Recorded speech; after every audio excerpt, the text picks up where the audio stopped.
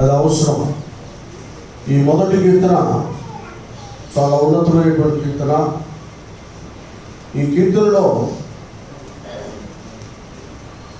శ్రేష్టమైనటువంటి విశ్వాసం సంబంధించిన విషయాలు ఏంటంటే, ఆకు వాడక తన కాలం ముందు ఫలించు ఫలం. పోయిన వారంలోనేమో కిరీటం గురించి చెప్తున్నాం. ఈ వారంలోనేమో ఫలించుట, ఫలము లేక ఫలించడం గురించి మనం ధ్యానం చేసుకున్నాం. ఎందుకంటే మనం ఆది కాలం నుండి లేఖనాన్ని పరిశీలన చేసుకుంటూ వస్తే దేవుడు మొదటి నరుని లేక ఆదాము విషయంలో కూడా, లేక నరుని బ్లడ్ చేసే విషయంలో కూడా ఆది కాలం 1వ అధ్యాయము 28వ వచనంలో చూడండి, వాళ్ళని బ్లడ్ చేశాడు, ఆశీర్వదించాడు. ఎట్లనగా మీరు ఫలించి, అది చాలా పాయింట్లు, దాని గురించే ఒక వారం చెప్పుకోవచ్చు. లేఖనాన్ని కదిలిస్తే ఇది మహాగలి కదండి, తొగుతూ ఉంటాడు, రత్నాలు ముత్యాలు బయటపడుతూ ఉంటాయి కదా. గంటల తరబడి మీరు తట్టుకోలేదు, అంతసేపు ఉండలేదు, వినలేదు, విన్నా అంత గ్రహించలేదు. కానీ మొదటిగా దేవుడు చెప్పింది ఏంటంటే, మీరు ఫలించి, అక్కడ నుండి ఆరంభమైంది. సృష్టి ఆరంభం నుండి ఫలించాలి అని తెలియజేశాడు దేవుడు. అయితే విషయం ఏంటంటే, ఆ ఫలము చాలా ఉన్నతంగా ఉండేది. దైవాజ్ఞకు లోబడి వారు పవిత్రంగా ఉన్నట్లయితే అదంతా తారుమారైపోయింది. వాళ్ళ పుట్టిన గర్భఫలము ఏమండి, జ్యేష్ఠ కుమారుడు కయ్యను ఏమయ్యాడు, నరహంతుడు.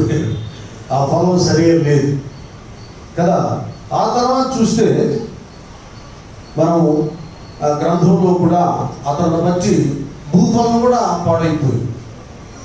ఏం ముడిసి అని చెప్పాడు. 3:17 ఆదిగాను గంట పొదలు ముళ్ళ అలా అయిపోయింది. ఆ తర్వాత మనం ఆదిగాను 6-7 అధ్యాయాలకు వెళ్తే నోవహు విషయంలో కూడా జలప్రలయం అయిపోయిన తర్వాత కదా, వారు ఇక దేవుడు వారికి చెప్పిన, నోవహు తన సంతతికి చెప్పిన మాట కూడా అదే, మీరు ఫలించండి, భూమిని నింపండి. ఆ తర్వాత మనం ఒక ప్రత్యేకంగా అబ్రహాం గారి గురించి మనం చూస్తే, ఆయన విషయంలో కూడా నేను అన్ని విధాలుగా నిన్ను అభివృద్ధి పరుస్తాను అన్నాడు. ఆయన ఆజ్ఞకు లోబడ్డాడు కనుకనే, త్యాగము సమర్పణ కలిగి ఉన్నాడు కనుకనే, దేవునికి భయపడేవాడు, దేవుని స్నేహితుడు, దైవాజ్ఞకు లోబడేవాడు కనుకనే ఒక ఉన్నతమైన స్థితిని, స్థానాన్ని సంపాదించుకోగలిగాడు. సంపాదించుకోగలిగాడు కదా. ఆ తర్వాత మనం చూస్తే ఇక నిర్మాకాండంలో ఇశ్రాయేలు ప్రజలు, వారి పరిస్థితులు మనం ఆలోచించినట్లయితే, వారు కూడా మీరు నా ఆజ్ఞకు లోబడినట్లయితే మీ గర్భఫలము, మీ భూఫలం, వీటన్నిటిని కూడా నేను దీవిస్తానని దేవుడు చెప్పాడు. ఇక జరిగిన దేవుడు అంటే, వాళ్ళు ఎవరు కూడా దేవునికి అనుకూలమైనటువంటి జీవితాన్ని జీవించగా, సరైన రీతిగా ఫలింపక, మరి ఇశ్రాయేలు జీవితంలో అయితే వాళ్ళు ఎంత భయంకరంగా విధేయతగా ఉన్నారంటే, మన యెషయా గ్రంథం 5వ అధ్యాయంలో చూస్తే వాళ్ళ ఒరిజినాలిటీ, వాళ్ళు దేవుడు ఏది వారి గురించి ఆలోచించాడో, వారు ఏ విధంగా తమ జీవితాలను చూడండి మలుచుకున్నారో భయంకరంగా మనకు కనబడుతుంది. చదువుతారు మొదటి నుండి. అతని ద్రాక్ష తోటను బట్టి వినుడి. సత్తువ మామూలు కదండి, ఎలాంటి సత్తువ, శ్రేష్టమైన భూమి గల, సారవంతమైన భూమి గల కొండ మీద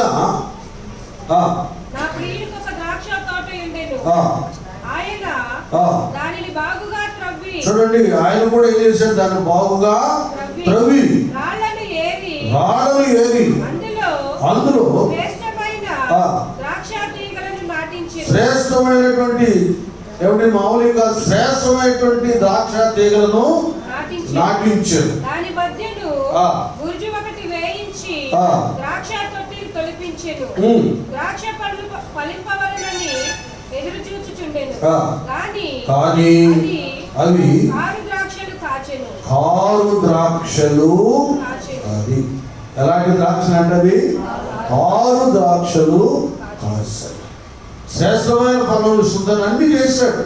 ఇశ్రాయేలు ప్రజల విషయంలో ఆయన నిజంగా వారు ఐగుప్తు బానిసత్వంలో ఉన్నప్పుడు వారికి శ్రేష్టమైనటువంటి వాగ్దాన భూమిని, పాలు తేనెలు ప్రవహించేటటువంటి ఆ స్థితిని, స్థానాన్ని దేవుడు వారికి అనుగ్రహించాడు. కానీ వారి ఆధ్యాత్మిక జీవితంలో హృదయాంతరంగంలో వారు దేవుడికి ఇచ్చిన ఫలం ఏంటంటే కాలు ద్రాక్ష.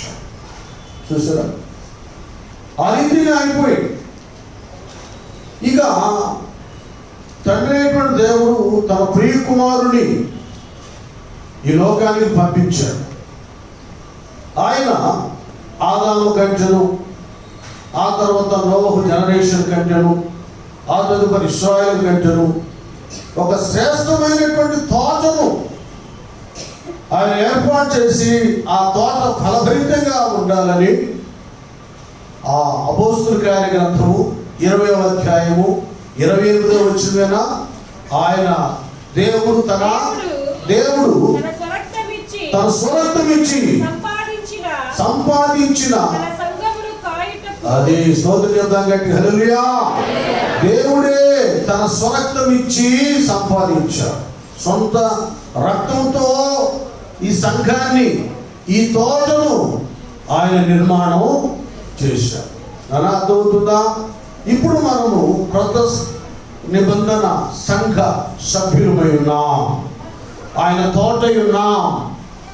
ఏమండి, ఇక్కడైతే ఇశ్రాయేలు కొరకు ఆయన ఏదేదో అద్భుత ఆశ్చర్య కార్యాలు తండ్రి దేవుడు చేశాడు. కానీ ఇక్కడ తన ప్రియ కుమారుని రక్తం ద్వారానే మనల్ని ఆయన కన్నాడు, ఆయన తోటగా నిర్మాణం చేశాడు.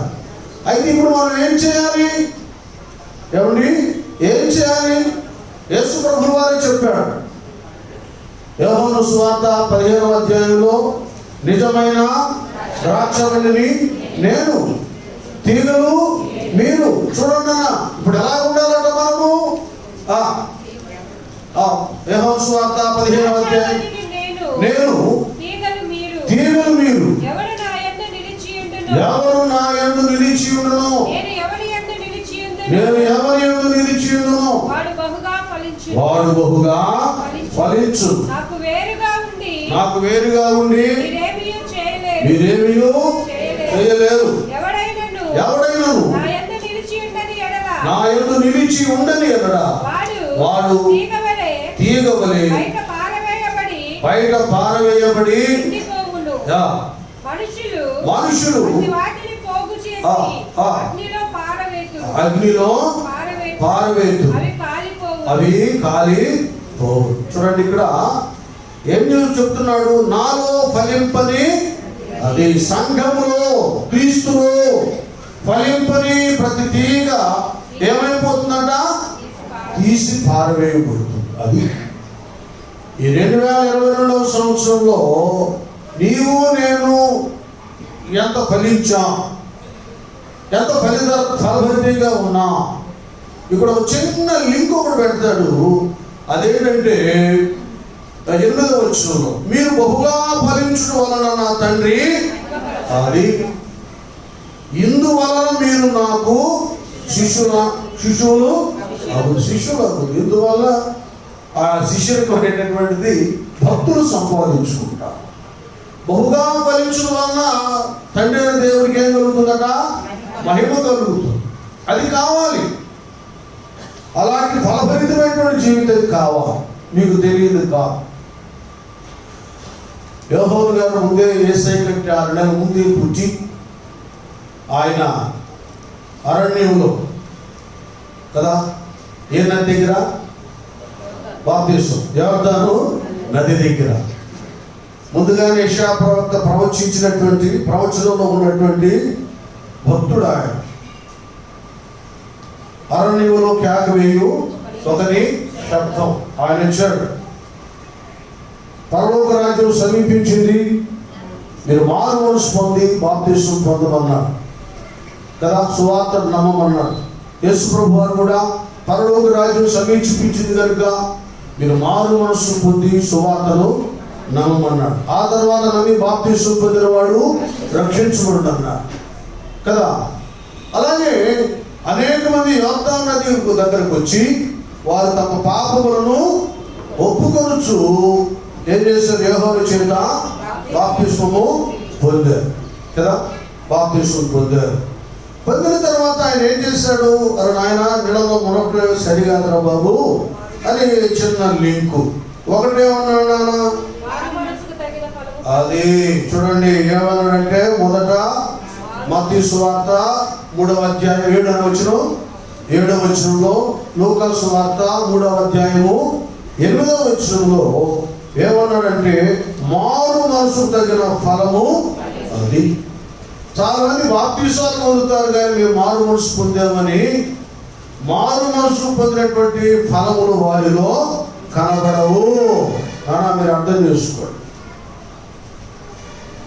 చాలా రీతులుగా నూతన సంఘము సభ్యులు ఫలించాలండి.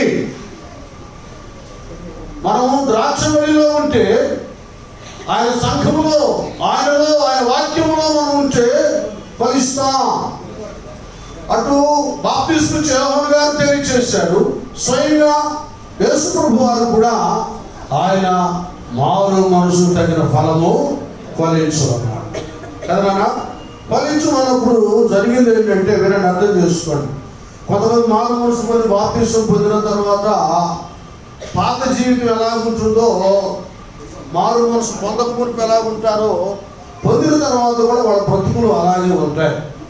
దానికి వివరంగా యోహాను గారు లూకా సువార్త 3వ అధ్యాయము 12 నుంచి 14 వరకు మనం చదివితే అక్కడ తెలియచేస్తున్నాడు. చూడండి, కొందరు వచ్చారు ఆయన దగ్గరికి, 2 రకాల వాళ్ళు వచ్చారు, ఉద్యోగస్తులు వచ్చారండి. వాళ్ళు సామాన్యుడు కాదు. ఒకరేమో సుంకరులు, పన్ను వసూలు చేసేవాళ్ళు, ఒకళ్ళేమో సైనికులు అనమాట. ఒక మాట చెప్పాలంటే పోలీస్ డిపార్ట్మెంట్ అనుకోండి, అలాంటి వాళ్ళు వచ్చారు. ఇప్పుడు చదువునా, సుంకరులను బాప్తిస్మము పొందవచ్చి బోధకుడా మేమేమి చేయవలనని చూడండి. వీడు బాప్తిస్మం పొందిన తర్వాత, మారు మనసు పొంది బాప్తిస్మం పొందిన తర్వాత పాప క్షమాపణ నిమిత్తం సుంకరులు యోహాను గారిని అడుగుతుంది. యోహాను గారిని అడుగుతున్నారు, అయ్యా మేమేమి చేయవలనని యోహాను గారిని అడిగితే అతడు అదే ఇప్పుడు అసలు విషయం చెప్పేస్తున్నారు. అయ్యా, ఇదివరకు వ్యక్తులు కాదు మీరు, ఇప్పుడు మీరు మారు మనసు తగిన ఫలము ఫలించాలి. కాబట్టి మీకు నిర్ణయించబడిన దానికంటే ఎక్కువ 1 రూపాయి కూడా మీరు పన్ను వసూలు చేయొద్దు. అది మారు మనసు తగిన ఫలం అంటే. మారు మనసు తగిన ఫలం అంటే ఇలాంటి లంచాలు, అక్రమ సంపాదన, అన్యాయంగా సమకూర్చుకోకూడదు.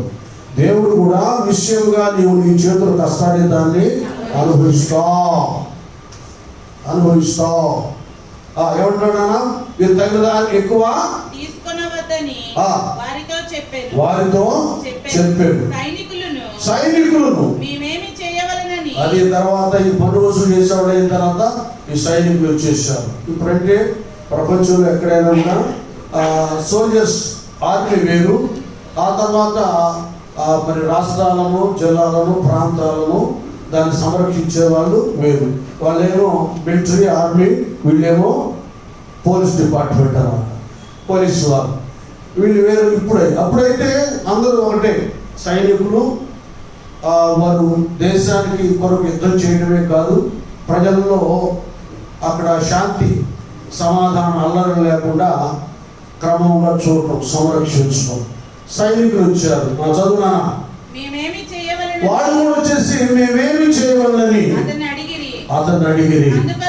అందుకతడు అదే ఇదిరా బాబు, మీరు వాళ్ళని లేనిపోయిన కేసులలో వాళ్ళని బంధించి బాధ పెట్టకయు ఎవరి మీదను అపనింద వేయకయు మీ జీతములతో తృప్తి పొంది ఉండుడని వారితో చెప్పాను. అది తృప్తి పొంది ఉండుడని వారితో చెప్పాను. ఎవరిని ఇబ్బంది పెట్టద్దు, ఎవరిని దోచుకోవద్దు. మీకు వచ్చిన జీతంతో మీరు ఏం రకాలు ఉన్నారా? తృప్తి పొందు. అదండి మామూలు మనసుకు తగిన ఫలం అంటే. ఇప్పటికీ చాలా మందికి తెలియదు. ఎందుకంటే బాప్తిసం అనగానే ఫలం వెళ్ళిపోతాం అనుకుంటుంటారు చాలా మంది. లేదండి, మనం చాలా రీతులుగా ఫలించాలి. ఆ రోజుల్లో ఏదో ఒక ధర్మశాస్త్ర ఉపదేశకుడు, యాజకుడు ఎవరో ఆలయంలోనో ఆ ప్రదేశాల్లోనో ఆ తర్వాత సమాజ మందిరంలోనూ బోధించేవారు. ఇప్పుడైతే నిత్యము దేవుడు మనకు బోధన వినిపించడానికి అనేక రకాలుగా ఆయన కార్యాలు జరిగిస్తున్నాడు కదా. ఇటు సంఘాల్లో అటు గృహాన్ని దర్శిస్తున్నారు, అటు టీవీలో చూస్తున్నారు, సభలు సమావేశాలు పెడుతున్నారు. ఇవన్నీ ఎందుకు ఈ ప్రయాస? ఈ లక్షల కోట్ల రూపాయలు ఎందుకు భక్తుల ద్వారా దేవుడు వ్యయపరుస్తున్నాడు, అలాగూ ఉపయోగిస్తున్నాడు అంటే అందరూ అన్ని విధాలుగా రక్షణ పొందుకున్న వారు ఫలించాలి. ఒకటి, మారు మనసు తగిన ఫలము ఫలించాలి. రెండోది ఇంకోటి వెళ్దామా? మీరే చేస్తారులే. రెండోది లూకా 8లో 3:8, మత్తయి 3:10 ఈ రెండు. అదేమో మారు మనసు తగిన ఫలము. కనుక కొత్తగా బాప్తిసం పొందినాడు జాగ్రత్త అండి. మీకు ఇచ్చినటువంటి దేవుడు ఆ కష్టార్జితంలో మీరు బ్రతకండి. దేవుడు దాన్ని 30 60 100 అభివృద్ధి పరుస్తారు. ఇప్పుడు మీరు మళ్ళా మత్తయి సువార్త 3:10 వెళ్ళండి. ఏమన్నా అంతే కరెక్ట్. ఇప్పుడే గొడ్డలి కనుక అదే తన పాయింట్ వచ్చిందిగా. ఏ ఫలం? మంచి ఫలం ఫలింపని ప్రతి చెట్టును నరకబడి. అలాగే లోకాలు చదవండి, ఉందా? 8లో 3:8 ఉందమ్మా. మంచి ఫలము ఫలింపని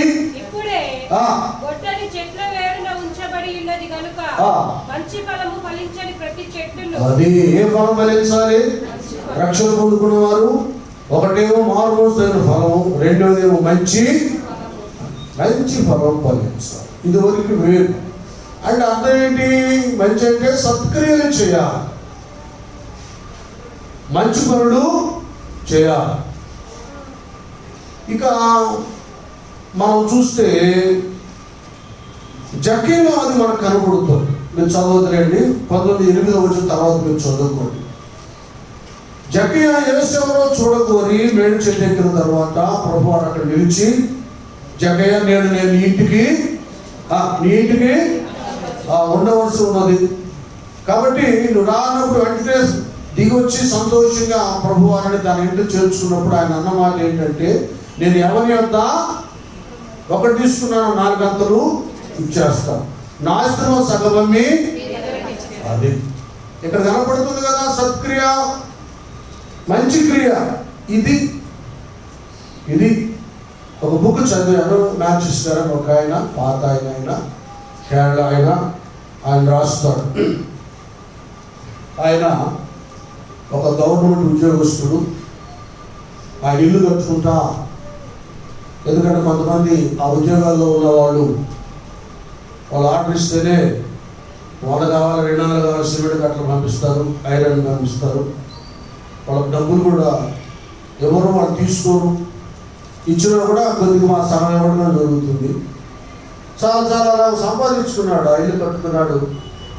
ఆయన మారు మనసు పొంది రక్షించబడిన తర్వాత జక్కయ్య గారి యొక్క ఆ విషయాలన్నీ విన్నాడు, చదివాడు. అతని హృదయంలో చాలా పశ్చాత్తాప వేదన కలిగింది. ఏ ఐరన్ దగ్గర, ఏ సిమెంటు వాళ్ళ దగ్గర ఏదో మొత్తం తీసుకెళ్తాను, డబ్బులు వాళ్ళకి ఇచ్చేసాడు. ఇప్పుడు ఎంతోమంది ఇన్కమ్ ట్యాక్స్ అని, కమర్షియల్ ట్యాక్స్ అని అందులో ఉద్యోగాలు చేస్తా, ప్రసంగాలు కూడా చేస్తా, లంచాలతో బిల్డింగ్ల మీద బిల్డింగ్లు కట్టుకొని అక్కడ సంపాదించి కట్టుకున్న బిల్డింగ్లను హాయిపడుతున్నారు. ఇప్పుడు భక్తులా చాలా అవుతున్నారు. ఇది ఇంత మట్టుకు మాత్రమే, ఇంత మట్టుకు మనుషులు చెప్పుకుంటారని మాత్రం, కొందరు తెలిసిన వాడు మాత్రం ఏముందలే అక్రంగా అన్యాయంగా కట్టుకున్నాడు, ఆ కట్టడాలు దేవుడికి ఏం చేస్తాయంట, మొర్ర మూలుగుతి అంట, అక్రంగా సంపాదనతో నిర్మాణం చేసుకున్నాడు. భక్తి లోతుల్లోకి వెళ్తండి నిలబడి నేను కూడా ఏదో విషయంలో దొరుకుతాను. అది స్కానింగ్ తీసినప్పుడు అట్లలో సీసీ కెమెరా ఎలాగో మనం దొరికిపోతాం. వాక్యం అంత గంభీరమైంది. అందుకే అందరూ మార్మోన్స్ అందరూ దేవుని దగ్గరికి రారు. అరే బాబు ఆ పత్తి మేము ఎక్కడ చేస్తాము. మరి కొందరేమో ఇవన్నీ ఎందుకులే అసలు రివర్స్ అయితే పోతుందని విమర్శిస్తారు. ఏదైనా మార్మోన్స్ అంట, అదంట, ఇదంట, వాళ్ళ భక్తులు అంటారు. అసలు అప్పుడు ఆరంభంలో ఇప్పుడు లేదు. కానీ పక్షిగా గ్రూప్ కానీ పెద్దకొస్తు కానీ ఎవరు కనబడితే బ్రదర్ రక్షించబడ్డావా, బ్రదర్ కొత్తగా జన్మించావా అని అడుగుతుండేవాళ్ళు. ఇదేదో కొత్త జన్మని నీకు దేవులాగా వాళ్ళకి ఆశ్చర్యం అయ్యేది.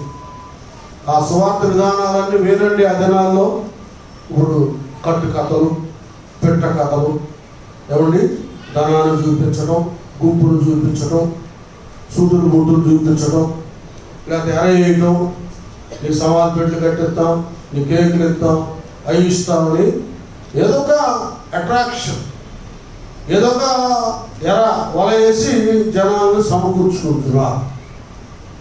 ఏమండి ఇంకా కుల సంఘాలు చెప్పనవసరం లేదు. ఆయన ఎవరు అనుకుంటా, మా కులం ఆయనే, మా ఇంటి పేరు ఆయనే అనుకో. ఇవన్నీ లోకంలా కనపడుతుంది కానీ దేవుని సత్యవాక్యంలా కనపడదు ఏనా. కాబట్టి మారు మనసు పొందిన తర్వాత మంచి ఫలాలు కూడా ఫలించాలి. వెళ్ళిపోయాడు, తీసుకోవాలని పేదలకు ఇచ్చేసాడు. ఒక్క తీసుకున్న నాలుగు ఇచ్చేసాడు. తీసుకున్న వాళ్ళు అంత హ్యాపీగా ఉంటారు కదా, వాళ్ళ సమస్యలు ఏది తీరి ఉంటాయో ఇవన్నీ కొద్దిగా మనం ఆలోచించాలి. లోతుగా మనం వెళ్తే దేవుడి దగ్గర చాలా విషయాల్లో అపరాధులుగా కనపడతాం. కాబట్టి అవన్నీ తెలియక మనకి దేవుడు మనల్ని క్షమిస్తూ ఉన్నాడు. దేవుని స్తోత్రాలు చెప్తాం. హల్లెలూయా. కాబట్టి ఒక మాట చూడండి, యాకోబు పత్రిక 3వ అధ్యాయం 17లో ఇక్కడ ఏదో ఒక మాట చెప్తున్నాడు యాకోబు గారు. అది కూడా ఒకసారి మనం చూద్దాం. అయితే పైనుండి వచ్చు జ్ఞానము మొట్టమొదట పవిత్రమైనది, తరువాత సమాధానకరమైనది, మృదువైనది, సులభముగా లోబడినది, కనికరముతోను మంచి ఫలములతోను నిండుకొనినది. అది మంచి ఫలములతోను నిండుకొనినది. చూడండి.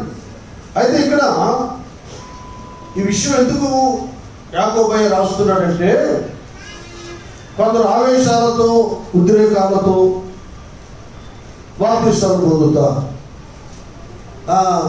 తీసుకోకపోతే బాగాది అన్నట్లుగా. అయితే పైనుండి వచ్చినటువంటి వాక్య జ్ఞానంతో వారు పశ్చాత్తాపులై కదా, ఒక జక్కయ్యలాగా, ఒక బాబు స్త్రీలాగా, ఒక సౌలు పౌలుగా మార్చబడినట్లుగా సరైనటువంటి పశ్చాత్తాపం మారు మనసు రాదు. వాళ్ళు ఏదో ఫార్మాలిటీ కొరకు సంఘ సభ్యత్వము, సమాజంలో ఈయన కూడా ప్రార్థనకి వెళ్తుంది, ఈయన కూడా ప్రార్థనకి వెళ్తాడు అనిపించుకుంటారు. పైన వచ్చే జ్ఞానం అనేటటువంటిది యెహోవాను భయభక్తులు కలిగి ఉండే జ్ఞానమునకు మూలం. వారు కన్నీరు విడుస్తారు, పశ్చాత్తాపంతో అవుతారు. ఆ విధమైనటువంటి జ్ఞానంతో రక్షణ పొందినటువంటి వారు ఏ ఫలాలు ఫలిస్తారు నానా? మంచి ఫలాలు ఫలిస్తారు. గట్టిగా చెప్పకూడదా? చూసారా? కాబట్టి ఇలాంటి మంచి ఫలం ఫలించాలి రక్షణ పొందుకున్న తర్వాత. ఒకవేళ ఇన్ని సంవత్సరాలు ఈ ఫలాలు లేకపోతే దేవుడు జ్ఞాపకం చేస్తున్నాడు, అది కావాలి. ఇక ఇందాక మనం చదువుకున్నాం యోహాను సువార్త 15వ అధ్యాయం 8వ వచనంలో మారుమనసు ఫలం, మంచి ఫలం మాత్రమే కాకుండా మొదటిగా మెట్టెక్కాలంట. మనం ఎలాగంట? మీరు బహుగా ఫలించుట వలన అది ఏమండి. ఇక ఇంక ఎంత మాత్రమే కాదు, ఎలా ఉండాలంట చెప్పండి మీరే, బహుగా ఫలించుట వలన తండ్రికి ఏం కలుగుతుంది? మహిమ కలుగుతుంది. బహుగా ఫలించాలి విశ్వాసులు, సేవకులు. ఒక మాట చెప్పాలంటే యేసయ్య భక్తులు బహుగా ఫలించాలి. చిన్న చితక మాత్రమే కాదు, బహుగా. అది ఎలా ఉంటుందంటే ఆ ఫలింపు యేసోపుకి ఏం పేరట? ఫలించడి కొమ్మ. మీరు అర్థం చేసుకోండి. ఈయన పరిస్థితి ఏంటి? ఈయన నిజంగానే దేవుడు ఎప్పుడో కళలు దర్శనం ద్వారా అతని అభివృద్ధిని గురించి ఆయన బయటపరిచాడు అండి. సరైన భయభక్తులు, దేవునికి సరైన రీతిగా మనం విధేయులుగా ఉన్నప్పుడు దేవుడు మనతో దర్శనం ద్వారా మాట్లాడతారు, కళల ద్వారా మాట్లాడతారు, ప్రవక్తలుంటే ప్రవచనాల ద్వారా మాట్లాడతాడు. ఒక్కోసారి డైరెక్ట్గా తన స్వరం మనకు వినిపిస్తాడు. విని జరుగుతుంది వాస్తవం. ఎందుకంటే మన దేవుడు మాట్లాడే దేవుడు, ప్రత్యక్షమే దేవుడు. కనుక మన భక్తి గుడ్డి భక్తి కాదు, మన భక్తి చెవిటి భక్తి కాదు. ఆయన మాట్లాడతాడు, సౌలా సౌలా అబ్రహామా అబ్రహామా అన్నట్లుగా ఆయన స్వరాన్ని వినిపిస్తాడు. ఆయన ప్రత్యక్షత. అన్యుడైన కొన్ని భయభక్తులు కలిగి ఉంటే, ఎల్లప్పుడూ దేవునికి ప్రార్థన చేస్తుంటే తన ప్రణాళికను, తన చిత్తాన్ని, తన ఏర్పాటును దేవుని దూత ద్వారా తెలియజేశాడు. కొన్నేలి నీ యొక్క ప్రార్థనను, నీ ధర్మకార్యమును దేవుని సన్నిధికి స్తోత్రం. హల్లెలూయా. చూడండి, ఇలా ఉండి మాట్లాడుతాడు దేవుడు. మనకు ప్రత్యక్షతను అనుగ్రహిస్తాడు. ఒక కొన్ని ప్రార్థనే కొన్ని జీవితంలో తన బంధువులు, మిత్రులు, అనేకులను తన ఇంటికి నడిపించి అనేకులకు అపోస్తలుల ద్వారా సువార్తను ప్రకటించడానికి అవకాశం కల్పించబడింది. తద్వారా అన్ని జనాంగం ఇంకా వారు బాప్తిస్మం పొందకుండా ఉన్నారు. అయినను కూడా వారు వాక్యం విరిగి నలిగినటువంటి మనసు కలిగినటువంటి వారైనప్పుడు, పశ్చాత్తాప వారు కలిగినప్పుడు, వారి యొక్క హృదయాలు నిర్మలంగా మార్చబడ్డప్పుడు పరిశుద్ధాత్మ దేవుడు వారిని అభిషేకించాడు. గట్టిగా చెప్పడంలో శబ్దం రావడంలా ఆత్మ పొందుతున్నారు, అన్య భాషలతో మాట్లాడు. అదండి బహుగా ఫలించడం అంటే. యేసయ్య విషయంలో కూడా అన్నలే హేళన చేసి కొట్టి తిట్టి కొట్టి చంపడానికి ప్రయత్నం చేస్తే మరలా పెద్దోడని వాడు రక్త సంబంధిరా, మన తమ్ముడు చంపకూడదని అమ్మేస్తే ఐగుప్తులో ఏమయ్యాడు? ఏ అన్నలైతే తిట్టి కొట్టి చంపడానికి ప్రయత్నం చేసి తోసివేసి చచ్చాడు అని తండ్రికి చెప్పాడు. ఆ అన్నదమ్ములకి ఆధారం అయ్యాడు, ఆహారం ఇచ్చాడు, క్షమించాడు, ప్రేమించాడు. తన భోజనం పళ్ళ దగ్గర వాళ్ళకి ఆతిథ్యం ఇచ్చాడు. స్తోత్రం. హల్లెలూయా. ఇదండి బహుగా ఫలించడం. బహుగా ఫలించడం ఇది. ఒకప్పుడు సౌలుగా ఉన్నప్పుడు మతాన్ని హింసించాడు, చిత్రహింసలకు లోను చేశాడు, గలతీయుల అంటాడుగా. ఇప్పుడు ఏం చేస్తున్నాడంట? అదే మతాన్ని ప్రకటించుతున్నాడన్న మాట మాత్రం విని అందరట దేవుని స్తోత్రం. హల్లెలూయా. అది బహుగా ఫలించాలి. కొందరి జీవితంలో కాయలు ఉండేలే, పువ్వులు ఉండేలే అన్నట్లు ఉంటుంది ఆ చెట్టు. ఏ చెట్టు తెలుసా? ఎప్పుడు కనపడుతుంటాయి. చెప్పండి, ఇప్పుడు వచ్చినాయిగా మా మనుషులు తయారు చేసి ఏ చెట్లు అయ్యి? ప్లాస్టిక్. ఇంట్లో వాళ్ళు రైస్ పెట్టుకుంటారు, పచ్చగా ఉంటాయి, ఎప్పుడు పచ్చగానే కనపడతాయి. వాళ్ళు అరటి పండ్లు ఉంటాయి, యాపిల్ పండ్లు ఇట్లా మరి ఉండే కొట్టుకొని చూస్తే అవి చూస్తానికి ఒరిజినల్గా ఉన్నాయి, కానీ అవి డూప్లికేట్, అవి ఒరిజినల్ కావు. కొంతమంది భక్తులు అట్లా ఉంటాయి. భక్తి ప్రార్థనపరుడు, ప్రార్థనపరురాలు, భక్తుడు అన్నట్లు ఉంటుంది, కానీ ఏమాత్రం వారిలో మంచి పనులు కానీ బహుగా ఫలించే అనుభూతి కానీ ఉండదో. స్వార్థపరంగా కనపడుతుంది చాలా మంది. వాళ్ళు బహుగా వాళ్ళు ఫలించు. వాళ్ళ బ్రతుకులన్నీ కూడా ఒక విచిత్రంగా వింతగా ఉంటాయి. వాళ్ళు అనుకుంటారు నేను కూడా మంచిగా ఉన్నానులే అనుకుంటారు. పైకి భక్తి గల వారి నుండి దాని శక్తిని ఆశ్రయం పెడతారు. ఈ అంత్య దినాల్లో, ప్రస్తుత దినాల్లో ప్రతి దేవుని బిడ్డ బహుగా ఫలిస్తేనే ప్రపంచానికి మనము క్రీస్తు సువార్తను ప్రకటించగలం. మన ప్రేమ, మన సత్క్రియలు, మన విధానం చూసి ప్రజలు దేవుని దగ్గరకు ఆకర్షించబడతారు. పాపులు పశ్చాత్తాపతులవుతారు, రోగులు స్వస్థపరచబడతారు. కానీ నేను అన్ని షార్ట్ కట్ 5 నిమిషాలు చెప్తాను, ఎక్కువ చెప్పను. మరలా ఇంకొక విషయాల గురించి మాట్లాడుతున్నాను నానా. అదేంటంటే సామెత గ్రంథానికి వెళ్దాం. 11వ అధ్యాయము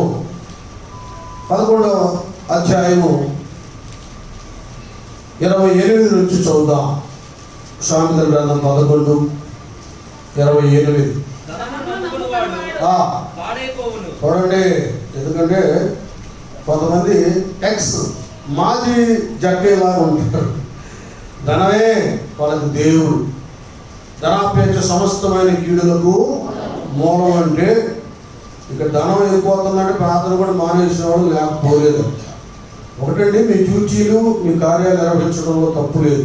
ఎందుకంటే అధికారులు లోబడాలి, మీరు వెళ్ళమన్నప్పుడు వెళ్ళాలి, అది చేయాలి. లేకపోతే అతిభక్తి అయింది. అది కాకుండా నీకు అనుకూలత ఉంది వెళ్ళటానికి, ఆరాధన చేయడానికి, సువార్త ప్రకటించడానికి. నీ సొంత పని. అక్కడ ఏదో డబ్బులు వస్తుందని వెళ్తే అది సరైంది కాదు. ఏమంటాడు? నీతిమంతులు చిగురాకు వలె ఏమవుతారట? అది నీతిమంతులు చిగురాకు వలె ఏమవుతారు? వృద్ధి. నీతిమంతులు ఉన్నారే, వాళ్ళు ఎందుకు అంటే ఇక్కడ 30లో నీకు ఇచ్చాడు. అది నీతి ఫలం అన్నమాట. భక్తులు యేసయ్య రక్తం చేత కడగబడిన తర్వాత మనం ఆయన రక్తాన్ని బట్టి నీతిమంతులమయ్యాం. మన ప్రభువారు ఎలాగ నీతి ఫలం ఆయన అనుగ్రహించాడో అది జీవం. ఏదంట? జీవ వృక్షం. నిజంగానే ఆయన మాటలలో జీవం ఉంది. నా మాట విని నన్ను పంపిన వారి యందు విశ్వాసం ఉంచువాడు నిత్య జీవం గలవాడు. వాడు తీర్పులోనికి రాక మరణంలో నుండి జీవంలోనికి. అది జీవవృక్షం, జీవ ఫలం. అది నీతిమంతుడు ఫలం. ఆ నీతిమంతుడు తన రక్తం ద్వారా ఆయన స్వరక్తం ఇచ్చి మనల్ని సంపాదించాడు కనుక ఆయన రక్తాన్ని బట్టి మనము కూడా నీతిమంతులమే. నీతి ఫలం రావాలి. ఇంకంతే. ఆయన మాటలో ఎంత శక్తి ఉందో నా మాటలో కూడా ఆ శక్తి ఉన్నప్పుడే ఆ ఫలాన్ని అన్ని జనాలు చూడగలరు. పేతురు అన్నాడు కుంచువాడి దగ్గర, కుంచువాడి దగ్గర వెండి బంగారాలు మా యొద్ద లేవు, కానీ మా కలిగిందే మీకు ఇస్తున్నాం, నజరేయుడైన యేసుక్రీస్తు నామమున. అది చూసారా? జీవ ఫలం అన్నాడో లేదో, వారి చీడమడలకు సమస్తానికి బలం వచ్చి లేచి నిలిచి నడిచి గంతులు వేసుకుంటూ దేవుని ఆలయానికి వెళ్ళిపోయాడు. స్తోత్రం చేద్దాం. హల్లెలూయా. ఏమండి? నీతి ఫలము, మరుగుడి నీతి ఫలము కావాలి. అది రావాలి. మనం నీతిమంతులని నిరూపించుకోవాలి. నీ వాక్కులో ఆ ఫలము, ఆ శక్తి రావాలంటే నీ నీతిని నీవు ఏమిటి పోగొట్టుకోకూడదు. ప్రకటన అంటాడు కదా, నీతిమంతుడు ఇంకా దానిలో నీతులు విస్తరించాలి. పరిశుద్ధుడు ఇంకా పరిశుద్ధుడిగా ఉండండి. నీతిని మనం కాపాడుకోవాలి. నీతి తప్పిన వాళ్ళగా ఉంటే, ఒక రోగి పత్యం తప్పితే ఎలాగూ తన ప్రాణాన్ని పోగొట్టుకుంటాడో, మనం నీతి తప్పినటువంటి వారిగా ఉన్నప్పుడు మన ఆత్మీయ స్థితిని మనము పోగొట్టుకుంటాం. కాబట్టి ప్రియ దేవుని పిల్లలారా, ఇది అవసరం. ఈ నీతి ఫలం అనబడేటటువంటి అవసరం తెలియకుండానే కొన్ని ఆధిక్యతలను పరిశుద్ధాత్మ దేవుడు మనకు ధరింప చేశాడు. అవి తెలియకుండానే మనం ఆ కార్యాలు చేసుకుంటాం. అందులో జీవం ఉంటుంది. చూడండి, ఒక్కోసారి మనం వెళ్తాం రక్షించబడిన తర్వాత ప్రార్థనలో ఏమండి కనిపెట్టే అనుభూతిలో, మోకాళ్ళ అనుభవంలో, వాక్య ధ్యానంలో ఉన్నప్పుడు అలాంటి వ్యక్తుల మనస్సులు అవి ఆ స్వార్థాన్ని, విశ్రాంతిని, లగ్జరీని వాటిని ఆశించం. ఆ హృదయం, ఆ మనస్సు మరి పౌలయ్య మనసు ఎలాగూ పరితపించిపోయాడో తన ఆత్మ యందు ఏ తలుసులు చూసినప్పుడు ఆ పరితాపించాడో, అలాగే ఈ పరితాపం అనేటటువంటి మన యొక్క హృదయాలను కలుగుతుంది. వెళ్ళిపోయి బంధుమిత్రులకు, లేకపోతే ఆ గ్రామం చూసి గ్రామానికో, ఆ ప్రాంతానికో, ఆ వ్యక్తి దగ్గరికి వెళ్ళిపోయి వాళ్ళ యొక్క ఇరుకుల్లో ఇబ్బందుల్లో ఉన్నప్పుడు వాళ్ళని పరామర్శించి వారికి దేవుని మాటలు చెప్పి, దేనివల్ల నువ్వు సంపాదించుకోగలవు, సమకూర్చుకోగలవు, నెమ్మది పొందుకోగలవు ఆ దేవుని వాళ్ళకి చూపిస్తాం. మన మాటలే ఏ ఫలమది? నీతి ఫలం. ఆ మాటల ద్వారా వారి నీతిమంతులుగా తీర్చబడతారు. ఆ మాటల ద్వారా వారి ఆదరణ పొందుకుంటారు. ఎంతమట్టుకంటే ఈ స్థానం ఒకసారి వెళ్దామా? 92వ కీర్తన. నానా ఇది మామూలు లేదండి. 92వ కీర్తనలో యెహోవా మందిరములో నాటబడిన వారై ఎక్కడ చదువుతున్నారు మీరు? ఆ 12 నుంచి రాకుండా నీతిమంతులు, అది నీతిమంతులు ఖర్జూర వృక్షము వలె ముగ్గు వెయ్యుదురు. లెబనోను మీద దేవదారు వృక్షము వలె వారు ఎదుగుదురు. యెహోవా మందిరములో నాటబడిన వారై వారు మన దేవుని ఆవరణములలో వర్ధిల్లుదురు. నాకు ఆశ్రయం ఎంత క్లియర్గా ఉన్నాయి ఇక్కడ. నాకు ఆశ్రయ దుర్గమైన యెహోవా యథార్థవంతుడనియు ఆయన యందు ఏ చెడుతనమును లేదనియు ప్రసిద్ధి చేయుటకై. అది ఏం చేయడానికంటే నీతిమంతులు చేసే పని ఆయన నామాన్ని, ఆయన కార్యాలను ప్రసిద్ధి, అదంటే నీతి మనం చేయుటకై వారు అబ్బబ్బా ఏం మార్చండి అంటే ఈ ప్రాణం ఒకవేళ శరీరం బలహీనంగా ఉన్నా, షుగర్ అయినా, బీపీ అయినా, మోకాళ్ళ నొప్పులు, ఈ నొప్పులైనా కూడా వారి శారీరకంగా బలహీనంగా ఉన్న ఆధ్యాత్మిక సంబంధంగా ముసలితనమందు అదే ఇంకా చిగురు పెట్టుచుందు, సారము కలిగి పచ్చగా ఉందరు. స్తోత్రం చెప్తాం. హల్లెలూయా, హల్లెలూయా, హల్లెలూయా.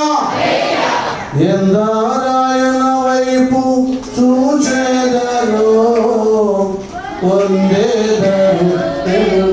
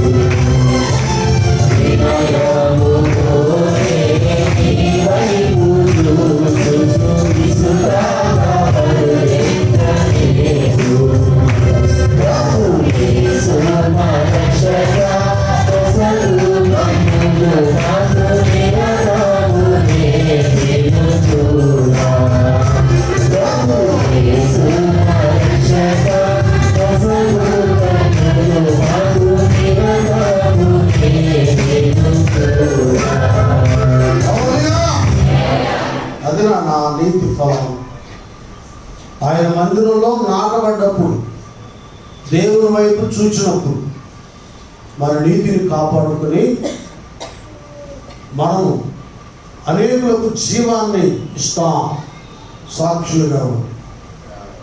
దేవుని యొక్క మందిరంలో నాటబడకపోతే, భక్తి విధానం లేకపోతే, దేవుని వైపు చూడకపోతే నీకు నీవే ప్రయోజనకరంగా ఉండవు, నీకు నీవే మేలుకరంగా ఉండవు. నీ జీవితానికి ఒక గమ్యం ఉండదు, ఒక అర్థం ఉండదు, ఒక లక్ష్యం ఉండదు, ఒక ధ్యేయం ఉండదు. అందుకే ఆయన అంటాడు, దుస్తులు అలాగుండక గాలి చెదరగొట్టు వచ్చులని. వీళ్ళైతే వాటి మన చదువుల కీర్తనలోనే చూడండి, అది ఆకు వాడక తన కాలం ముందు అతడు చేయగలుగుతాడు. దానికి ఇంకా పైకి పదం, అది అతడు నీటి కాలంలో ఎవరన్నా నాటబడినది. అది నాటబడాలండి, మందిరాల్లో సహవాసాల్లో నాటబడాలి. నేను ఎన్నో పర్యాలు చెప్పాను. ఏమండి, ఎవరో రావాలి, వాళ్ళ ద్వారా ఏదో లబ్ధి పొందుకోవాలని కాదండి. ఏ సేవకుడైనా ఒక వ్యక్తి భక్తిలో సరైన నియమంలో బ్రతకాలని నేర్పిస్తా. దేవుని కొరకు జీవించా.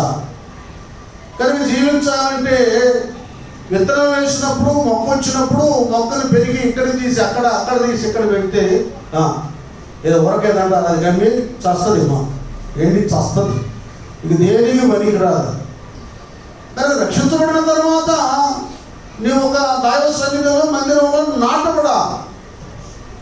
నాటబడినప్పుడు నీటి కాలంలో నాటబడినటువంటి చెట్టు ఎలాగో ఆ నీటిని గ్రహిస్తుందో, ఆ సారాన్ని గ్రహిస్తుందో, అది ఆకువాడక తన కాలం ముందు, అలాగే నీవు వాక్యాన్ని సంఘం అనే కాలంలో వాక్యం అనే నీళ్లు ప్రవహిస్తూ ఉండగా ఆ వాక్యాన్ని గ్రహించి సారము కలిగి శక్తిని పొంది ఆకు వాడక, ఆ మాట బలి మాట తన ఏ కాలం అది చూడండి, అక్కడే ఉంటుందో తన, అది ఒక కాలం ఉంటుందండి అందరికీ కదా. అబ్రహామయ్యకి నిర్ణయ కాలం వచ్చినప్పుడు వాగ్దాన పుత్రుని ఇచ్చాడు. కానీ దేవుడేమో నీకేదో ఇవ్వాలి, నేనేదో అభిషేకించాలి, ఉన్నతంగా చేయాలి, కృపావరాలతో నింపాలి, ఒక సాధనంగా వాడుకోవాలని ఆయనేమో నీ వైపు చూస్తాడు, నువ్వేమో లోపం వైపు చూస్తావు. సొంత ఆలోచనలో, సొంత ప్రణాళికల్లో, సొంత ఉద్దేశాల్లో ఆతృత కలిగి ఉంటావు. సామెతల్లో ఉంటుంది అనమాట, అదే స్వేచ్ఛానుసారంగా నడుచుకుని వాడినా అద్దీనా వరినా వేరున్నా. అది వీళ్ళు ఈ బ్యాచ్ ఏంటంటే దేవుని వాక్యానికి ఒక నియమానికి అనుకూలంగా బ్రతకడం ఇష్టం ఉండదు అనమాట.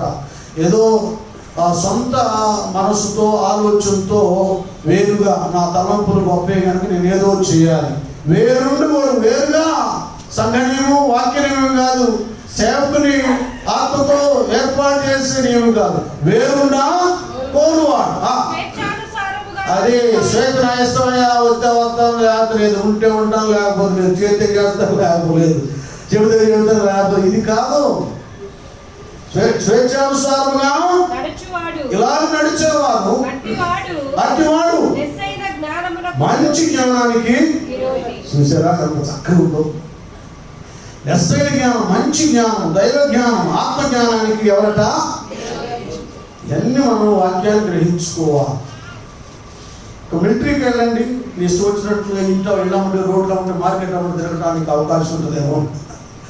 మిలిటరీ వాళ్ళు ఉన్నారు, అన్నీ తెలుసుకోండి. దానికి ఒక నియమం, ఒక క్రమం, ఒక ఖర్చుబాటు ఉంటుంది. వాడు దేశం కొరకు ఏంటంటే దేశం కొరకు తన ప్రాణాన్ని పెట్టాలి, అంతే. దేశ నియమం, పై కమాండర్స్ నియమం ఎలాగుందో ఆ పద్ధతుల్లో నడవాలి. నీకు ఇష్టం వచ్చినట్లు నేను వెళ్తాను, నేను పోతాను, నేను తింటాను, నేను తాగుతానండి, అవే కుదరవు. తీసుకెళ్ళి మంచులో పడేస్తారు, తీసుకెళ్ళి గోడలో పడేస్తారు, పక్కనే శత్రువులు ఉంటారు. వాడు ఎప్పుడు షూట్ చేస్తాడు, ఎప్పుడు బాంబు వేస్తాడు తెలియదు. అయినను నేను నా దేశం కొరకు ప్రాణాన్నైనా బలిగా అర్పిస్తాను, నా ప్రజల క్షేమం కొరకు నేను జీవిస్తానని అన్నిటికీ తెగించే వారి మిలిటరీలో చేరతాను. విశ్వాసం అనేది దేవుళ్ళు బ్రతుకునేది అలాంటిది. నా ప్రభు వాక్య ప్రకారం నేను బ్రతుకుతా. పౌలయ్య అన్నట్లుగా నా మటుకైతే ఆయన వరకే బ్రతుకుతా, చావైతే. అలా ఉండాలండి విశ్వాస జీవితం. అప్పుడు ఒక ప్రయోజనం ఉంటుంది, అప్పుడు ఒక అర్థం పరమార్థం ఉంటుంది మన బ్రతుక్కి. అంతేగాని నా ఇష్టం, నా ఆలోచన, నా ఉద్దేశం అంటే నీ జీవితంలో ఎప్పుడు కూడా ఒక కడుగు ముందుకు వేయలేవు, అభివృద్ధిని చూడలేవు, ఎవరు కూడా జీవ ఫలాన్ని ఇవ్వలేవు. అంతే. నీతిమంతులు ఫలం అంట ఏంటి? జీవవృక్షం. ఆ నీతి ఫలం కావాలి. అది దేవుల్లో నాటబడి ఒక నియమానికి, నీతికి నువ్వు కట్టుబడి ఉన్నప్పుడే అప్పుడు నీకు ఆ స్థితిని, స్థానాన్ని దేవుడు అనుగ్రహిస్తాడు. ఎంత వండర్ఫుల్గా, ఎంత గొప్పగా ఉన్నాయో చూడండి ఈ మాటలు. నన్ను ఒకసారి యెషయా గ్రంథానికి వెళ్ళిపోదామా? 32వ అధ్యాయం 16-17 చూడండి. అప్పుడు న్యాయము అరణ్యములో నివసించును, ఫలభరితమైన భూమిలో నీతి దిగును, నీతి సమాధానము కలుగ చేయును, నీతి వలన నిత్యమును నిమ్మళము నిబ్బరము కలుగును. స్తోత్రం చేద్దాం. హల్లెలూయా. అంటే ఇక్కడ ఈ యెషయా గ్రంథం 11వ అధ్యాయం ఇది ప్రవచనం అన్నమాట. దేని గురించి అంటే మీరు చెప్పండి, కొద్ది జ్ఞానంలో గట్టిగా. 1000 ఏళ్ల పరిపాలనలో, భూలోకంలో పరిపాలనలో, అప్పుడు ఆదాములో దైవాజ్ఞకు లోబడి ఉన్నప్పుడు, ఎవరిని ఇక్కడ కొన్ని ఉంటే మీరు తర్వాత చదువుకోండి, మన సబ్జెక్ట్ అయి ముందుకు వెళ్ళిపోతాం. అక్కడ గొర్రెలు, మేకలు, పులులు, సింహాలు అన్నీ కూడా ఏం వేస్తాయంట? గడ్డి వేస్తాయి. అంటే రక్తపాతము అలాంటివి ఏమి ఉండవు, అన్నీ కలిసి ఉంటాయి. పిల్లాడు పాము దగ్గర ఆడుకుంటాడు. ఇక ఏముండదు, నీతి పరిపాలన అన్నమాట. 1000 ఏళ్ల పరిపాలన, నీతి పరిపాలన. నీతిమంతుడైన యేసురాజు గారు పాలన చేస్తాడు కనుక నీతిమంతులైనటువంటి వారు సామంతులుగా, చిన్న చిన్న ప్రాంతాలకు రాజులుగా కదా, బడా నమ్మకమైన మంచి దాసుడుగా, ఇన్నిటి మీద నీకు అధికారం ఇస్తున్నా, ఇన్నిటి మీద నీకు అధికారం ఇస్తున్నాను ఎలా చెప్పబడిందో, ఆ నీతి పరిపాలనలో లంచం, విధానము, అక్రమము, అన్యాయము, నేరాలు, ఘోరాలు ఇవేమి ఉండవు. అంత నీతియుక్తంగా ఉంటుందండి. ఇప్పుడు ఎంత ఏ ప్రభుత్వం వచ్చినా మేము నీతి పరిపాలన, లంచగొడితనం అనేటట్టుగా ఉండదు, అది ఉండదు, ఇది ఉండదు అనుకున్నా ఆయన ఎక్కడో ఉంటాడు పాపం. మిగతా వాళ్ళు అధికారులు వాళ్ళు చేసే పని వాళ్ళు చేస్తానే ఉంటారు, అది అడ్డుకోలేదు. ఈయనంటే సర్వాంతర్యామి, అందుగలడు ఇందు లేడన్న సందేహము అంతేందు గలడు. ఈ రారాజు ఆ 1000 ఏళ్ల పరిపాలనలో అందరి మధ్యలో ఆయన ఉంచాడు. ఆయన అందరూ మనసులో, ఆలోచనలో ఉంచాడు. అప్పుడు లంచాలు తీసుకోరు, అక్రమం చేయరు, అన్యాయం చేయరు, అందరూ నీతిగా బ్రతుకుతారండి. అలాంటి ఉన్నతమైనటువంటి ఆ నీతి పరిపాలన, ఆ 1000 ఏళ్ల పరిపాలనలో కూడా నీవు కూడా ఒక రాజుగా, సామంతుగా, మంత్రిగా, సలహాదారుడుగా ఉండాలంటే ఇప్పుడు నీవు నీతి ఫలము ఫలించాలి, నీతి ఫలము ఫలించాలి. ఆ స్థితి నీకు రావాలి. ఇంకా యాకోబు పత్రిక ఒక మాట చదువుకొని దీన్ని దాటి వెళ్ళిపోదాం. ఒక కొద్ది నిమిషాలు మన టైం మనం మెయింటైన్ చేద్దాం, వెళ్ళిపోదాం. యాకోబు 3:18 నీతి ఫలము సమాధానము చేయువారికి సమాధానమందు అది. ఇంత ఉన్నతమైన స్థితిని, స్థానాన్ని ఈ నీతి ఫలం కలిగి ఉన్నప్పుడు ఇవి ఏర్పాటు చేయబడతాయి. ఇతరులు కూడా మేలుకరంగా మనం ఉంచాం, మన జీవితంలో కూడా ఉన్నతంగా ఉంటుంది. తర్వాత హెబ్రీ గ్రంథకర్త 13వ అధ్యాయము. ఇప్పుడు మనం ఒకటి మారు మనసు తగిన ఫలము, మంచి ఫలము, బహుగా ఫలించడం, నీతి ఫలము. ఇప్పుడు ఈ ఫలం 13-17. మనము దేవునికి ఎల్లప్పుడూ స్తుతియాగము చేయుదుము, అనగా ఆయన నామమును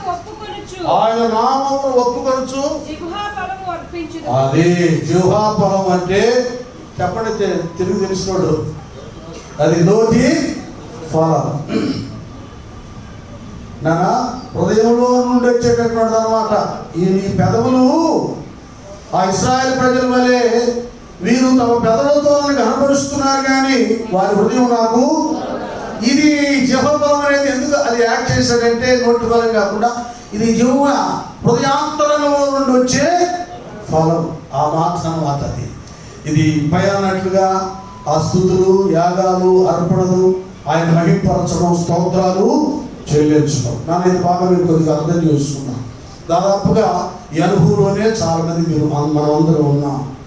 ఎందుకున్నాం, ఎలాగున్నాం, ఏమిటంటే మనం కష్టాల్లో కానీ, నష్టాల్లో కానీ, ఇరుకుల్లో, ఇబ్బందుల్లో కానీ, ఎడబాట్లో కానీ, దుఃఖంలో కానీ, వేదంలో కానీ, మన సంతోషంలో కానీ, లాభాలు వచ్చినప్పుడు కానీ, అన్నీ అనుకూలంగా ఉన్నప్పుడు కానీ, సౌఖ్యం కలిగినప్పుడు కానీ, అన్ని సమయాలలో యోగు భక్తుల వలె మన హృదయాంతరంగంలో ఉన్న సంతోషం కానీ, వేదన కానీ, అది నోట్లకు హృదయంలో నిండిందే. నోరు మాట్లాడుతుంది కనుక ఆ నోటి నుండి వస్తుంది. అది లాభమైనా నష్టమైనా యేసయ్యే వస్తాడు. గట్టిగా చెప్పబడతా. లాభమైన నష్టమైన, దుఃఖమైన కదా, సంతోషమైన మన ప్రభువే వస్తాడు. మనకు ఒక లాభం కలిగింది అనుకోండి, ఒక ఘనత ఆధిక్యత వచ్చింది అనుకోండి, ఈ స్థితి అంతా ప్రభువా నీ వల్లే కదా, నా ప్రాణమ యెహోవాను, నా అంతరం సమస్తమైన పరిశుద్ధ నామమును, ఆయన చేసిన ఉపకారములు దేనిని ఆయన ఘనపరుస్తాం. రెండోది పోగొట్టుకున్నాం అనుకో, యోబయ్య మాట్లాడి మీరే పోగొట్టుకున్నాం అనుకో, యెహోవా ఇచ్చేది యెహోవాయే, ఆయనకే కేవలం ఇవ్వడానికేనా, తీసుకుంటానికి ఆయన అర్హుడు కాడా. అన్ని సమయాల్లో మన యెహోవా అంటే మన దేవుని నామస్మరణ చేస్తూ ఆయన స్తుతిస్తా. ప్రభువా ఈ శ్రమ ఉంది, దీని వెనక ఏ మహిమను దాచావో అందుకు నీకు స్తోత్రం. ప్రభువా ఈ దేవుని ఇచ్చావు, ఇది నీ కృపే కానీ నా జ్ఞానం కాదు, నా శక్తి కాదు, నా బలం కాదు, ఇది కేవలం నీవు ఇచ్చిన భాగ్యం. స్తోత్రం చెప్తా. హల్లెలూయా, హల్లెలూయా. స్తోత్రం చెల్లింతుకు, స్తుతి స్తోత్రం చెల్లింతుకు,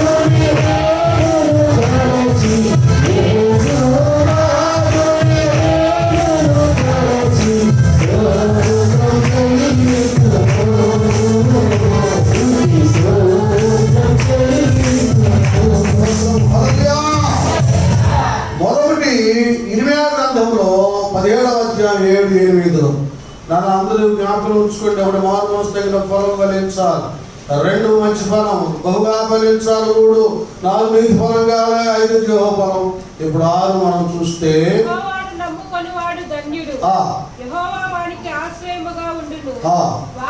వాడు జలముల యొద్ద నాటబడిన చెట్టు వలె ఉండును, అది కాలువల ఓరను వెట్టగలిగినను దానికి భయపడదు, దాని ఆకు పచ్చగా నుండును, వర్షము లేని సంవత్సరమున కాపు. అంటే ఒక మాట చెప్పాలంటే ఇది నిత్యము ఫలిస్తూనే ఉంటుంది. వర్షం రాకపోయినా, ఎండ వెట్ట అధికంగా ఉన్నా, ఎలాగున్నా అంటే విశ్వాస జీవితంలో ఆనందమైన, శ్రమైన, దుఃఖమైన, ఒక మాట చెప్పాలంటే ఎన్ని లాక్డౌన్లు వచ్చినా కూడా ఏమండి ప్రభు సన్నిధిలో వ్యక్తిగతంగా ఉండి మన విశ్వాసతను, మన భక్తిని, మన పరిశుద్ధతను ఏమండి దేవునిలో ఉన్నటువంటి మన ఆత్మీయ విధానాన్ని పోగొట్టుకోకుండా ఆ గడిలో కూడా ఫలభరితంగా ఉంటాం. చింత అనేది ఉండదు, లేక బాధ అనేది ఉండదు, ఏంటి పరిస్థితి అనేది ఉండదండి. అక్కడ మొదటి కీర్తనలో ఉన్నట్లుగా ఆకు వాడక తన కాలమందు నిత్యము ఫలిస్తుంది. ఏమండి, అక్కడ ప్రకటన గ్రంథంలో కూడా 12 నెలల కంట 12 నెల నెలకు ఫలించుచు 12 కాపులు. అది అంటే సంవత్సరం అంతా కాస్తానే ఉంటుంది. సీతాఫలం సీజన్ లాగా వర్షాకాలం, మామిడి ఫలాలు సీజన్ లాగా ఎండాకాలం అలా ఉండదు కదా. 12 నెలలు 12 కాపులు. ఇది రియల్ ఫెయిత్. ఇది ఆత్మీయులు విశ్వాసులు ఫలించే విధానం. అన్ని సమయాల్లో మీరు ఒకసారి ఆలోచించండి. ఇప్పుడు పౌలయ్య కొంతకాలం పరిచయం చేసిన తర్వాత ఆయన తీసుకెళ్ళి రోమిలు చెరసాల్లో వేశారు. ఏమన్నా బహిరంగంగా సువార్త ప్రకటించాడా? ఇల్లు దర్శించాడా? చెరసాలలో ఉండి కూడా ఆయన ఎక్కడో ఖైదీగా ఉండి చెరసాలలో ఉండి ఆ చీకటి గదిలో ఉండి కూడా కొరింథీ సంఘాన్ని, గలతీ సంఘాన్ని, ఎఫెసు సంఘాన్ని, ఫిలిప్పీ సంఘాన్ని, అలాగే ఆత్మ బిడ్డలైన తీతు, తిమోతికి అందరికీ పత్రికలు రాస్తూ వాళ్ళని బలపరుస్తున్నాడు, వాళ్ళని ఉజ్జీవింప చేస్తున్నాడు. ఇక్కడ హాయిగా తినే కడుపు నిండా హాయిగా విశ్రాంతి తీసుకుంటూ ఆనందంగా ఉన్నారు సంఘాలు, అన్ని సంఘాల్లో. ఈయనే అక్కడ ఏమండి చాలా శ్రమలో, ఇబ్బందుల్లో, బంధకాల్లో ఉన్నాడు. అయినా కూడా తన ఆత్మీయ ఫలభరితమైన జీవితానికి ఏ ఆటంకము లేదు. అనేకులను ఆయన దైవ రాజ్యం కొరకు రాకడను సిద్ధపరిచాడు. పడిపోయినటువంటి ఒరే శివరావాన్ని లేపాడు, బలహీనులను బలపరిచాడు. ప్రేమ తొలగిపోయిన ఫిరోమోను లాంటి వాళ్ళకు ప్రేమను నూరిపోసాడు. నానా ఈ రీతిగా ఉండదు ఆధ్యాత్మిక జీవితంలో మనం నిత్యము ఫలభరితంగా ఉంటాం. ఆ అనుభూతిని మనం సొంతం చేసుకోవాలి. ఈ స్థితి మనకు లేకపోతే మనం ప్రపంచాన్ని కదిలించలేము. మన బంధువర్గాన్ని, బంధుమిత్రులను మనం దేవుళ్ళను తీసుకురాలేదు. ఎండిపోయిన చెట్లాగా ఉంటే ఎవడు ఒకటి కాదు, 2 కాదు, ద్రాక్షావనం మధ్యలో, తోట మధ్యలో ఏంటది? అంజురపు చెట్టు. ఎన్ని సంవత్సరాలు చూశాడు ఆయన? 3 సంవత్సరాలు చూసాడు. ఒక్క ఫలం లేదు. చాలా కోపం చేసిందే. దీనివల్ల ఈ భూమి అంత ఎందుకు వ్యర్థమైపోవాలి, నరిగిపోయాడు. తోటమాలి ప్రేమ గలవాడు కనుక యేసయ్య అయ్యా ఈ సంవత్సరం కూడా ఉండదు. అది నీకు నాకు వార్నింగ్ ఏంటంటే, ఈ 2022లో ఉంటారు. కారణం ఏంటంటే దేవుడు నిన్ను క్షమించాడు. ఈ సంవత్సరం కూడా నీకు ఛాయిస్ ఇచ్చాడు. ఇంకంతే. ఈ సంవత్సరం చక్కగా ప్రార్థన చేసుకుంటావు, పవిత్రంగా ఉంటావు, నోటిని కంపొచ్చుకుంటావు, సంఘంలో నాటపడతావు, వినయ విధేయతను చూపించి ఉపవాసం మోకరించి దేవుడికి అనుకూలంగా ఉంటామని దేవుడి ఛాయిస్ ఇచ్చాడు. అంటాడు కదా, చుట్టూ తవ్వి దానికి ఎరువు వేస్తారులే, వేయవచ్చు. కనుక ఇప్పుడైనా బాగా తవ్వబడు. హృదయం కఠినమైపోయింది. దేవుడు మాట్లాడుతున్నాడు వాక్యం ద్వారా. తవ్వుకో, దాన్ని మెత్తన చేసుకో, లోపల ఉన్న రాళ్ళు రప్పలు తీసి బయటపడే. చక్కగా ఈ సారం వెళుతుంది, నువ్వు ఫలిస్తావు. వాక్యం లేకపోతే బ్రతుకులు నిండిపోతాయి. దేవుని మీద నమ్మిక లేకపోతే ఎడారిలో చెట్టుగా ఉంటాం.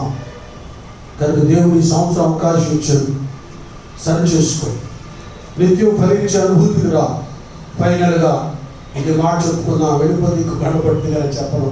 ఇక అసలు ఫలం నానా ఆత్మ ఫలం ఏమనగా తీయండి కైపల్ని అనిపిస్తున్నారు. గలతీ రాసిన పత్రిక. అయితే ఆత్మఫలం ఏమనగా ప్రేమ. చాలు, 5 మీరు చదువుకోండి. మొత్తం ఉంటే అక్కడ లెక్క పెట్టుకోండి. 9 ఉన్నాయి. ఎన్ని? 9. ఈ లోపు ఏం చేస్తారంటే, నేను దేయాలట్లేదా, ప్రవచించలేదా అనేది ఒకటి తీయండి. మత్తయి సువార్తలో 7. నేను ఒక చిన్న లింక్ చెప్పి నేను ముగించేస్తాను. ఇక్కడ ఏంటంటే, పరిశుద్ధాత్ముడు 2 రకాల ఈవులను భక్తులకు అనుగ్రహిస్తాడు. ఒకటి వరాలు. ఏంటది? కృపా వరాలు. పరిశుద్ధాత్మ ద్వారా కృపా వరాలు ఇస్తాడు. నువ్వు ప్రవచిస్తావు, దర్శనం ఉంటుంది, స్వస్థతలు చేస్తావు, అద్భుతాలు చేస్తావు, ఆశ్చర్య కార్యాలు చేస్తావు. నీకు బుద్ధివాక్యం ఇస్తాడు, జ్ఞానవాక్యం ఇస్తాడు దేవుడు. ఓకే, మంచిది. ఇవన్నీ కావాలి. అయితే ఇవన్నీ ఉన్నా నువ్వు నరకానికి వెళ్తావని వాక్యం చెబుతుంది. ఏం లేకపోతే ఆత్మ ఫలము లేకపోతుంది. ఒక బుక్ కూడా రాశాను, తర్వాత రిలీజ్ అయింది. వరముల కన్నా ఫలములు నిన్న అనేటటువంటి రాశాను. వరముల కన్నా ఆత్మ వరముల కన్నా ఫలములు నిన్న. కానీ ఇక్కడ అంటాడు, ఏమంటాడు? ఆ రోజున యేసయ్య వచ్చిన నీ నామం ప్రభువా ప్రభువా నన్ను పిలిచి ప్రతివాడును పరలోక రాజ్యంలో ప్రవేశింపడు గాని పరలోకమందున్న నా తండ్రి చిత్త ప్రకారము చేయువాడే ప్రవేశించును. ఆ దినమందు అది అప్పుడంతా వచ్చి ఆ దినమందు అనేకులు నన్ను చూచి ప్రభువా ప్రభువా మేము నీ నామమున ప్రవచింపలేదా? ఇప్పుడు వరాలు పడేసి లెట్టి దోషేస్తున్నాం చూసావా? అక్కడ రేపు అక్కడ నిలబడాలి. ఇప్పుడు మీరు అందరూ వాళ్ళకి డబ్బాలు కొట్టినా రేపు మామిడి పెట్టి కొడతాడు. దేవుడు వరం ఇస్తే కేవలం ఆ వరాల వరకే తన ఘనత కొరకు, పేరు ప్రఖ్యాతుల కొరకు, డబ్బుల కొరకు వినియోగించుకునే వాళ్ళ బ్రతుకులు ఎట్లా ఉంటాయి. శాంసన్కి ఇస్తే శరీర వాంఛ కొరకు నాశనం చేసుకున్నారు. బిలాంకి ఇస్తే డబ్బుల కొరకు నాశనం చేసుకున్నారు. ఇప్పుడు చాలా మంది ఒక బిలాం లాగా శాంసన్ లాగా తయారైపోయారు. నీ నామమున ప్రవచించలేదా? నీ నామమున దయ్యములను వెళ్ళగొట్టలేదా? నీ నామమున అనేకమైన అద్భుతములు చేయలేదని చెప్పుదు. అప్పుడు నేను మిమ్మును ఎన్నడూను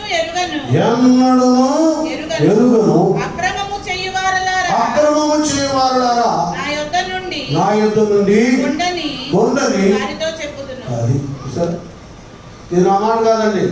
పాస్టర్ గారు ఏందో వాడు అద్భుతాలు చేశాడు కదా అసూయతో ఇది చెబుతాడు. నేను నాకేం అవసరం లేదు. నాకు ఒకటే, నలుగురు వచ్చినా వాళ్ళ కూడా ప్రార్థన చేసుకుంటాను. ఇంట్లో ఒకడే కొడతారు, నలుగురే కొడతారు. నలుగురు లేదే ఒకడిని నిర్లక్ష్యపరుస్తాను. ఇంకా బాగా చూసుకుంటారు. ఇంకా వాడికి డబల్ డ్రెస్సులు అనమాట. ఇద్దరైతే ఇద్దరు కొనాలి, ఇప్పుడైతే వాడికి డబల్. అలాగే కొద్దిమంది అయినా చిన్నమందా రేపు నీకు రాజ్యం అని తెలుసా నీ తండ్రికి. అది నాకు ఉంది, నమ్మిక ఉంది. ప్రభు నన్ను పిలిచాడు, అపోస్తల బోధలో నిర్మించబడ్డాను, అదే బోధ బోధిస్తున్నాను. వాక్చాతుర్యం, కులాన్ని అడ్డం పెట్టుకొని, మతాన్ని అడ్డం పెట్టుకొని, ఏదో పెట్ట కథలు, కట్టు కథలు, కల్పన కథలు, ఏ వాక్యం లేకపోతే ఆ భక్తులు ఈ భక్తుల గురించి 4 మాటలు చెప్పి పట్టబోసుకునే పరిస్థితి కాదు. రోషంగా బ్రతకడం ఆత్మీయతలో నా దేవుడు నాకు నేర్పించాడు. ఏమండి, కొందరు వెళ్ళారు, వాళ్ళు మా కులం అంటే వెళ్ళిపోయారు, దేవుడు స్తోత్రం. కొందరు వీళ్ళు మా చుట్టాలంటే వెళ్ళిపోయారు, దేవుడి స్తోత్రం. అక్కడైతే అబ్బో 1000 మంది వెళ్ళిపోయారు, దేవుడికి స్తోత్రం. నాకు ఇచ్చిన మందరూ శ్రద్ధగా కాల్చుకుంటారు. కనుక ఒకవేళ వరాలున్నా ఆత్మ ఫలాలు లేకపోతే దేవుడు అంటాడు, అక్రమం చేయవాళ్ళారా మీరెవరో నేను ఎరుగను చూడండి. మీకు ఈ 2 ఉన్న వ్యక్తిని చూపిస్తాను, మీరు వద్దులేంటే తర్వాత చదువుకోండి. అపోస్తలుల గారు 6వ అధ్యాయంలో 7 పరిచారకుల్ని వాళ్ళ హస్తనిక్షేపణ చేసి అపోస్తలులు నిలబెట్టుకున్నారు. ఆ 7గురిలో స్టెఫెను నిజంగా మంచి విశ్వాసం, పరిశుద్ధాత్మ అభిషేకం మాత్రమే కాదు, అతను అద్భుతాలు, సూచిక క్రియలు కూడా జరిగించాడు. మెర్కలు చేశాడు స్టెఫెన్ గారు. ఆ తర్వాత అదే స్టెఫెనును రాళ్ళతో పెడుతుంటే చావు బ్రతుకులో ఉన్న ఆయన యేసయ్య శిలువ మీద తండ్రి వీరేం చేస్తున్నారో వీరెరుగురు క్షమించుకున్నట్లుగా ఆయన ఆత్మఫలం కలిగినటువంటి వాడై ఆయన ప్రభువా వారి మీద ఈ పాపము మోపమని గొప్ప శబ్దంతో గట్టిగా చెప్పబడ్డారా? ఇది ఆత్మఫలం, క్షమించే హృదయము. నాన్న ఏదో బ్రతకాలి, అవరాలతో నేను పేరు సంపాదించుకోవాలనేది లేకుండా సత్యము కొరకు ప్రాణాలు పోయినా పర్వాలేదని ఆత్మఫలం కలిగిన వాడై పచ్చబడి అపసాక్షి అవుతూ ఉండగానే వాళ్ళందరి కొరకు ఆయన క్షమించమని ప్రార్థన చేశారు. నేను ముగిస్తున్నాను, టైం దాటిపోయింది కనుక మనం ఈ సంవత్సరం మరి ప్రభు వచ్చినప్పుడు సంఘంలోకి, ఆ యజమానుడు వచ్చినప్పుడు ద్రాక్షవనంలోకి అంజూరపు చెట్టు ఫలము లేనిగా ఉన్నట్లుగా ఇంకా మనం ఉండకూడదు. ఈ రకమైన ఫలాలు మనం పొందుకుందాం. 1 మారు మనసు తగిన ఫలము, 2 3 బహుగా, 4 5 జోహబలము, 6 నిత్యము ఫలిద్దాం, 7 ఆత్మఫలాన్ని ఫలిద్దాం. ఇలాంటి కృపను ఆధిక్యతను దేవుడు ఈ సంవత్సరం మనకిచ్చి తన మహిమ కొరకు, ఆత్మ రక్షణ కొరకు, ఆయన రాజ్యవ్యాప్తి కొరకు మనల్ని సిద్ధపరచునుగాక. తలవంచండి ఒక మాట ప్రార్థన. పరమ తండ్రి, నీకే స్తుతులు చెల్లిస్తున్నాను ఆయన. మాకు ఈ నెల ఈ ఆరాధన కూడా సమయం ఇచ్చారు, అందుకు మీ స్తోత్రాలు నాయన. ఫలములు లేనటువంటి వాడిగా మేము ఉండక అన్ని రీతులుగా మా తండ్రి 7 రకాల ఫలాలు మేము ఫలించి నీ కొరకు నిలబడి నీ మహిమలో నిలిచుంటానికి మమ్మల్ని బలపరిచి తత్త కార్యక్రమం మీరు మహిమ తెచ్చుకోవాలి. యేసు నామమున వేడుకుంటూ ప్రార్థిస్తున్నాము తండ్రి.